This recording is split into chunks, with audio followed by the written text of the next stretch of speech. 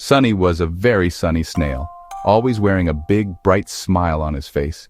His shell was a dazzling yellow, shiny and round, just like a lemon drop glistening in the sun. He lived in a beautiful garden in Sunny Meadow, USA, where the grass grew tall and the flowers bloomed in every color you could imagine. Sunny loved inching along, leaving a sparkly silver trail behind him and greeting his friends, Ricky the rabbit, Florence the frog, and Beatrice the butterfly every morning. They were all so fast. Ricky zipped through the grass, Florence leaped from lily pad to lily pad, and Beatrice soared high above the flowers. Sunny, though, moved at one speed, snail speed. He was always the last to arrive, but he never minded. He enjoyed the little things like the scent of the flowers and the warmth of the sun, but sometimes wished he could be fast too, just for a day. One extra sunny morning, as the dew sparkled on the leaves, a big idea popped into his head. "I want to be Speedy," he declared to a dandelion, his voice full of hope. He imagined racing Ricky, leaping like Florence and whizzing past the rose bushes, leaving everyone amazed at his speed. The idea grew and grew until he wiggled his antennae with excitement, feeling a tingle all the way down to his tail. No more slowpoke Sunny, he decided. Today would be different. Today, he would become Super Speedy Sunny. He imagined himself with a superhero cape, zooming through the garden. He puffed out his chest, as much as a snail can, and set off on his grand adventure, feeling braver than ever before. His sparkly trail looked extra determined, shining brighter with every inch he moved. The garden seemed full of possibilities, as if it was cheering him on for his big day. Sunny was ready for his fastest day ever, his heart beating with excitement and hope. Nothing could stop him now, not even snail speed. To be fast, Sunny needed a plan. He watched Ricky the rabbit wiggle and waggle before hopping away. That must be the secret, Sunny thought. He tried to wiggle his shell and waggle his antennae. It was more of a wobble than a wiggle, but he gave it his all. "Wiggle, waggle, wiggle, waggle," he chanted. A ladybird watched, tilting her head. Sunny didn't look faster, just sillier, but he felt ready. "Here I go," he shouted to a worm. He pushed off with all his might and slid forward, 1 inch. The wiggle-waggle dance hadn't made him any faster. Sunny sighed. Being fast was harder than he thought, but he wasn't giving up. The dance might work for rabbits, but he needed a new plan. He looked over at Florence the frog, crouching and leaping. Of course, jumping, that's the secret. Sunny's big idea wasn't over yet. He inched toward the pond, ready for lesson number 2. Maybe this time, he'd find his speed. Sunny watched Florence leap from lily pad to lily pad. He wanted to jump too, but snails don't have knees. He tried tucking into his shell and popping out. Nothing happened. Then he spotted a big round turnip, the perfect ramp. Inch by inch, he climbed the bumpy turnip, determined to reach the top. At last, he made it. The garden looked huge from up there. Sunny squished down, wiggled for luck, and counted. 1, 2, 3, jump. He pushed off with all his snail strength. For a moment, he was flying. Then gravity took over.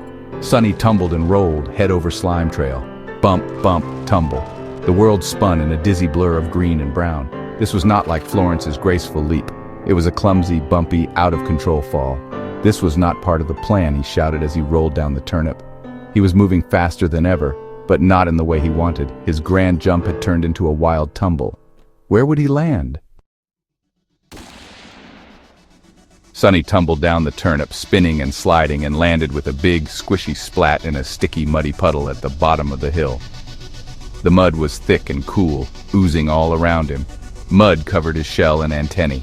He was completely stuck, unable to move even an inch. The sticky puddle clung to him like glue, making every little wiggle feel impossible. He wiggled and squiggled, twisting and turning, but the mud held him tight, refusing to let go. No matter how hard he tried, he just couldn't break free. Oh dear, he sighed to a worm peeking out of the dirt, hoping someone might come to his rescue. This was a sticky situation. Sunny felt sad and a little bit silly for rushing so fast. His speedy adventure had ended in a gooey mess, and now he was stuck in the middle of it. He looked at his muddy shell and sighed again, feeling the weight of the mud and his mistake.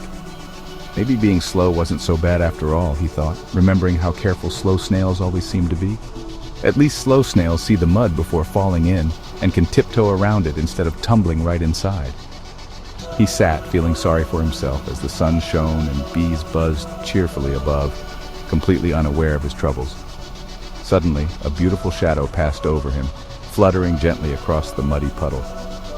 Beatrice the butterfly hovered above, her wings sparkling in the sunlight like stained glass windows, casting colorful patterns on the mud.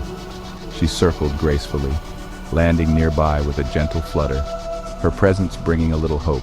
My, Sonny," she said, "you seem to be in a bit of a pickle, or rather a puddle." Her voice was warm and friendly. Sonny looked up, antennae drooping with mud, feeling embarrassed and helpless. He was too embarrassed to say hello, but Beatrice smiled kindly, her gentle eyes sparkling with understanding. Maybe help was on the way, and things would soon get better. Even the stickiest mess can be solved with a friend by your side, ready to lend a helping wing or a kind word. Beatrice landed gently on a leaf beside Sonny. "What happened?" she asked, her eyes kind. Sonny blushed. "I wanted to be fast," he mumbled.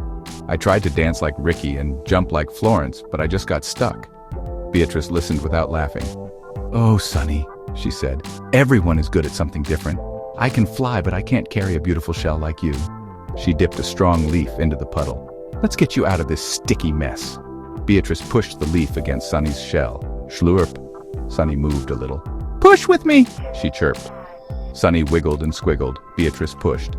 Slowly, he slid out of the mud. Teamwork was making the dream work. With one last squelch, Sonny was free and on a clean blade of grass. "Thank you, Beatrice," he exclaimed. "That's what friends are for," she said, fluttering her wings. "But you still need a bit of a clean." She glanced at the garden hose, where a fresh puddle was forming. Beatrice fluttered to the garden hose's puddle, her wings sparkling in the morning sun. "Follow me," she called. "It's time for a snail wash. Let's make it the best one ever." Sonny inched over, slow as ever. Inch, inch, inch. He was never in a hurry. Beatrice cheered him on. "You can do it, Sonny. It's not a race." That gave Sonny a new idea. A silly Sonny the Snail idea that made him grin. "Beatrice, let's have a race. You and me to the puddle. Let's see who gets there first." Beatrice giggled. "But I'll win easily." "That's what makes it fun," Sonny replied. "The prize is watching the loser get clean. Ready, set, go." Beatrice zipped to the puddle in a flash, wings fluttering with excitement. Sonny slid along, leaving a muddy, sparkly trail behind him. He was slow, but he was having the best time of all. He finally reached the puddle, long after Beatrice. "I win," she chirped, fluttering her wings. "You win," Sonny agreed, sliding into the clean water with a happy sigh. Splash! The mud washed away, revealing his bright yellow shell underneath. Beatrice smiled. Sonny felt like a winner too. He was clean, happy, and had a good friend by his side. Sometimes the slowest race is the most fun of all. As Sonny sat in the puddle, feeling clean and refreshed, he took a deep breath and let the cool water wash away his worries. The sun sparkled on his shell, making him feel bright and new. Just then, Ricky and Florence hopped over, their faces full of curiosity and care. "Sonny, you're all wet," said Ricky, his eyes wide with surprise and a little bit of worry. "We saw you trying to be fast," added Florence gently. "Are you okay? We were a little worried about you." Sonny looked at his friends, each so different, each so wonderful in their own special way. He felt lucky to have them. "I'm more than okay," he announced with a big, cheerful grin. "I learned something important today. I tried to be a rabbit and a frog, but I just got muddy and tired. It wasn't as fun as I thought it would be. I am a snail, and being a snail is the best thing for me to be. I love my shiny shell and my slow, careful way." He slid out of the puddle, leaving a sparkling, clean trail behind him, proud of every glimmering step. Ricky, Florence, and Beatrice cheered loudly, their voices echoing with happiness for their friend. "We like you just the way you are," said Florence, giving Sonny a warm, reassuring smile. "Your slow, slithery way is a very good way," added Ricky. "It makes you, you. And your shell is the sunniest yellow in the whole garden," whispered Beatrice, admiring the bright color. Sonny had never felt so happy and proud to be himself. His heart felt as bright as his shell. He didn't need to be the fastest, just himself, moving at his own perfect pace. With great friends by his side, being a snail was the best adventure he could ever imagine. From that day on, Sunny loved his slow, sparkly journeys through the garden, enjoying every moment. Because being yourself, with all your unique ways, is the best adventure of all.